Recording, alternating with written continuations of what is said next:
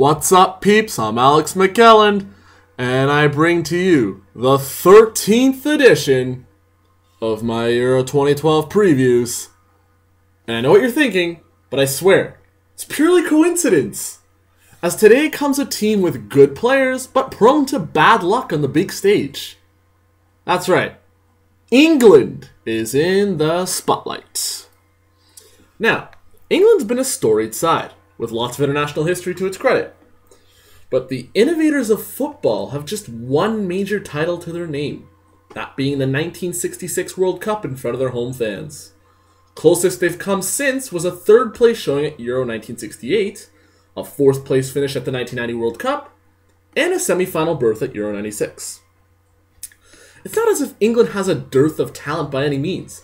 They've produced many a world-class player over the years, like Bobby Moore, Geoff Hurst, Gordon Banks, Bobby Charlton, Peter Shilton, Kevin Keegan, Trevor Francis, Brian Robson, Peter Beardsley, Gary Lineker, Stuart Pearce, Paul Gascoigne, Alan Shearer, Gary Neville, David Beckham, and Michael Owen.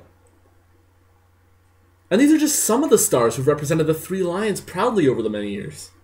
It just seems to be at times that either the talent doesn't mesh well, the coaching isn't top-notch, or just plain bad luck. I don't know.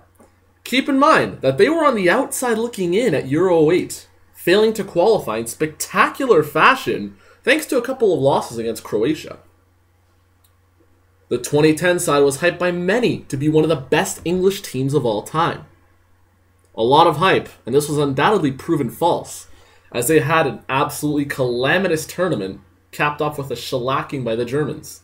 Now they go to Euro 2012 with, albeit a little bit lower expectations. They'll be looking to relish that role, perhaps knocking off one of the top tier teams in the process. The talent is there once again, and maybe this time they can all be on the same page. It'll be interesting to see how this edition of England lines up, mind you. There are a few guaranteed spots nailed down, but the rest of the field will be more of a pick and choose, what have you done for me lately kind of process. Here's how I see it looking. Holding the gloves for the side will undoubtedly be Manchester City's Joe Hart. This young man, outstanding keeper, and has the positioning, reflexes, and ability to make him incredibly hard to beat at times. Julian Lescott can play in the center as well as the left side, and has great speed and aerial ability. Also shielding Joe Hart will be Ashley Cole, a top-class fullback with great anticipation and a motor to go with it. John Terry is a masterful defender, putting his body on the line time and time again for club and country, in addition to having good control of the ball when he does get possession back. The fourth slot? Toss up between three guys, Leighton Baines, Glenn Johnson, and Phil Jones, each capable in their own right. Moving to the midfield, we have Theo Walcott and Ashley Young manning the wings. Each are very quick players, and have loads of tricks for opposing defenders. Tottenham's Scott Parker will anchor the midfield, and has quietly proven to be one of the Premier League's best players over the last few years, thanks to his awareness, tough tackling, and masterful defensive instincts. Finally, you've got new captain Steven Gerrard of Liverpool, a sound, versatile player who scored many a fantastic goal, and has great passing ability. England's goal-scoring hopes, then, will fall on the likes of Andy Carroll, who as of late seems to have found his game, a powerful, imposing player that's a threat from on the ground and in the air. Then you've got young Danny Welbeck, who works hard and has proven to be a good finisher in his brief career.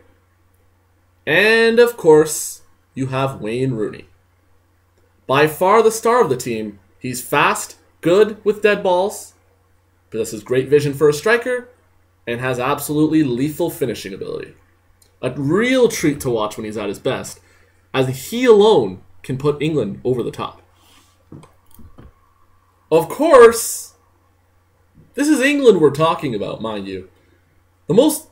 Every time they send a World Cup team or a Euro team, there seems to be a few problems surrounding them that eventually prove to have a major impact on their performance. The most glaring of these? Wayne Rooney being suspended for the first two games at Euro 2012. A massive loss as it leaves England without a proven international scorer to call upon. And against France and Sweden, especially, they'll need to play a complete 90 minutes and hope Carroll or Welbeck can deliver the goals they'll need. Granted, Welbeck did score his first goal for the Three Lions yesterday against Belgium, so there is hope for this team. In addition, the side lacks a little bit of toughness at the moment, thanks to the recent injury dropouts of Frank Lampard, Gareth Barry, and now Gary Cahill. The drafting in of Jordan Henderson and Martin Kelly hasn't quite quelled the fears of the England fans either, especially with options like Micah Richards and Kyle Walker, among others, available. Which leads me to my next point. Past and present, England has tended to falter a little bit and struggle against teams that have a great deal of midfield creativity. Case in point, Brazil in 2002, Portugal in 2004/2006, Germany in 2010 are the most recent examples of this. Perhaps this year, though, with the likes of Walcott, Young, and Parker on their side, England could win the necessary battles in the center of the pitch. And given the quality they do have on their team, it is entirely possible. Time and again, England just hasn't lived up to the expectations on the big stage. Although, there is a first time for everything. Poland and Ukraine could be something of a renaissance for England. And if they can shrug off the pressures from the home fans and the media, I have reason to believe that this team just may do something of note. But for now, I've got them finishing in second place in Group D. That's right, number 2. No question that the absence of Rooney will affect this team, and it remains to be seen how new coach Roy Hodgson will manage this side. This will be a stepping stone for sure. How big that stone will be is the main question. And that's a wrap for England. Subscribe to my channel, and make sure to like and comment on this video, and stay tuned for my next clip, where I tell you what co-host Ukraine can look forward to in Euro 2012. Until tomorrow, I'm Aleks Mickelland, and you're watching Euro 2012 predictions on AMTV.